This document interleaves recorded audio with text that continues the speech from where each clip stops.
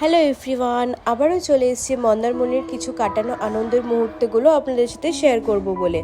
আমরা যতক্ষণে ফটো তুলছিলাম ততক্ষণে দাদা ওইদিকে এখানে লোকাল ফিশ মার্কেটে চলে গিয়েছিল কিছু ফিশ নিয়ে আসবে বলে। আর শুধু ফিশ না, সাথে করে ক্যাংরাও নিয়ে এসছে। 2-3 রকম মাছ এনেছে আর সাথে বেশ বড় বড় ক্যাংরাগুলোকেও এনেছে। এই যে দেখুন পাগুলো বাঁধা আছে, কি বিশাল বিশাল ক্যাংরাগুলো। এখানে পমফ্রেট মাছ আছে, আর আছে আমুদি মাছ, ভোলা মাছ, আর আছে এই ক্যাংরা। সমুদ্রের ধারে এসছি আর ক্যাংরা খাবো না তাই কি হয়, ওটাই তো মেন আকর্ষণ। আর পমফ্রেট মাছের সাইজগুলো কিন্তু বেশ আছে।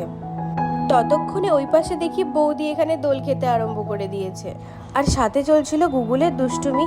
আর এই যে হাতগুলোকেও বালির মধ্যে পুরো ভর্তি করেছে, তো সেই জন্য এখানে মা ওর হাতটা ধুয়ে দিচ্ছে। আমি ততক্ষণ বৌদিকে সরিয়ে দিয়ে আমিও দোলায় দোল খেতে শুয়ে পড়েছি।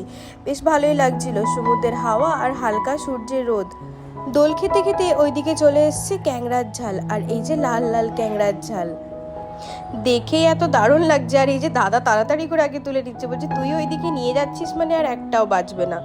আর সত্যি দেখতেও যেরকম হয়েছিল আর খেতেও সেরকম ইয়াম্মি হয়েছিল, মনে তো হচ্ছে টকটক করে মুখে পুড়িয়ে দিয়ে। আর এইদিকে এর মুখের অবস্থাটা দেখুন, কারণ এখানে টেবিলে যা যা এসছে ওর পছন্দের একটাও কিছু আসেনি, সবই মাছের আইটেম। আর ও তো মাছ মাংস কিছুই খায় না, তাই মুখটাকে ওরকম করে দোল খাচ্ছে বসে বসে। ওই যে গুগলের জন্য কিছু একটু চিপস আর থামস আপ আনা হয়েছিল, সেইটাই খাচ্ছে। ও যদি না খায় আমরা কি করতে পারি বলুন। বাকি ফ্রাইড আইটেমগুলোও দারুণ হয়েছিল, আর আড্ডা গল্প বেশ জমে উঠেছিল। ওরা গল্প করতে মুখ চালাচ্ছে আর আমি এদিকে খেতে মুখ চালাচ্ছি। সব একসাথে দিয়ে যাওয়ার কারণে আমি তো বুঝতেই পারছিলাম না যে কোনটা ছেড়ে কোনটা আগে খাবো। ততক্ষণে ওই পাশে কি হচ্ছে দেখুন।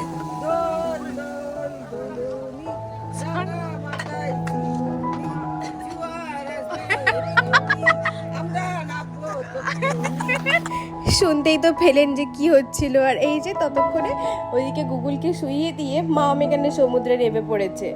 সবসময় বলি না যে মাম থাকলে কিন্তু বেশ জমেই যায়। ভাইয়ের এটা প্রথমবার সমুদ্রে স্নান করা। আমাদের ওখানে সমুদ্রের ধারে ঘুরতে যাই ঠিকই, তাই সেভাবে স্নানটা করা হয় না।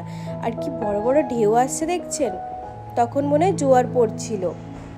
আমরা যখন সকালবেলা এসেছি তখন বেশ খালিই ছিল, আস্তে আস্তে বেলা হওয়ার সাথে সাথে দেখুন ভালোই ভিড় বাড়ছে। এখানে মনে হয় সব ফ্রেন্ডসরা এসছে, দেখুন এখানে বিচের মধ্যে ফুটবল খেলছে। আমাদের সেরকমভাবে কোনো গেমস ক্যারি করা হয়নি, করলেই ভালো হতো, কিন্তু ওই যে গল্প করতে করতেই সব সময় কেটে যাচ্ছে। মা তো কিছুতেই জলে নামলো না, ওই যেটুকু পা ভেজানোর মতো ব্যাস, ওর বেশি আর কিছুতেই মাকে নামানো গেল না। মা একটু জল ছুটছিল বলে মা ভয়তে সেই পালিয়ে গেছে ওপরে।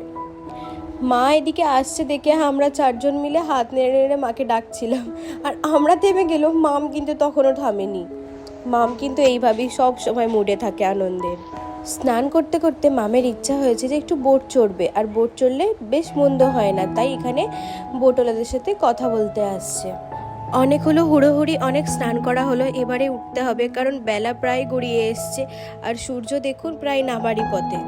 সারাদিন ধরে এই সূর্যের আলোতে স্নান করে না জানি মুখের কি অবস্থা হলো, যা ট্যান পড়েছে এই ট্যানটাকে তুলতে তুলতে মাথা খারাপ হয়ে গেল। এখানে আমাদের সবাইকার মুখের অবস্থা খারাপ।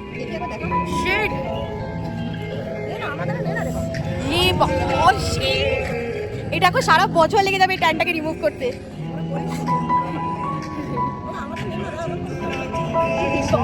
আমাদের মাম বলে আমাদেরকেও নে, ফোনে খালি নিজেরই তুলে যাচ্ছিস। আর কি তুলবো, মুখের অবস্থা দেখছেন কিরকম এলাম আর কি হয়ে গেল, বাপরে। যেরকম চুলটার 12টা বেজেছে সেরকম আমাদের মুখেরও 12টা বেজে গেছে। তবে এই সূর্যাস্তের সময় কি সুন্দর লাগছে দেখুন ভিউটা। এখন আর মনেই হচ্ছে না যে বাড়ির দিকে যাই, মনে হচ্ছে বসে বসে এই সূর্যাস্তটা দেখি। এই ঢেউয়ের আওয়াজ, হাতে চায়ের কাপ, আর তার সাথে এই সূর্যাস্ত, কি বেস্ট কম্বিনেশন না। যা যা এদিকে আমাকে ফেলে রেখে দেখি ওরা পালাচ্ছে। আর এনার তো দুষ্টুমি করে করে আর হয় না। আমার তো সকলে চোখ মুখ দেখে অবস্থা খারাপ হয়ে যাচ্ছে যে এই কি ট্যান পড়া বলে, বাপরে। যাই হোক, সাথে আনন্দটাও তো বেশ হয়েছে না। চলুন আমরাও এবার গাড়িতে উঠি, আর আজকের মধ্যে সকলকে এখানেই টাটা জানালাম। খুব শীঘ্রই আসছি নতুন আরেকটা ভিডিও নিয়ে। আপনাদের ভিডিওটা ভালো লাগলে একটা লাইক আর একটা শেয়ার কিন্তু অবশ্যই করে দেবেন।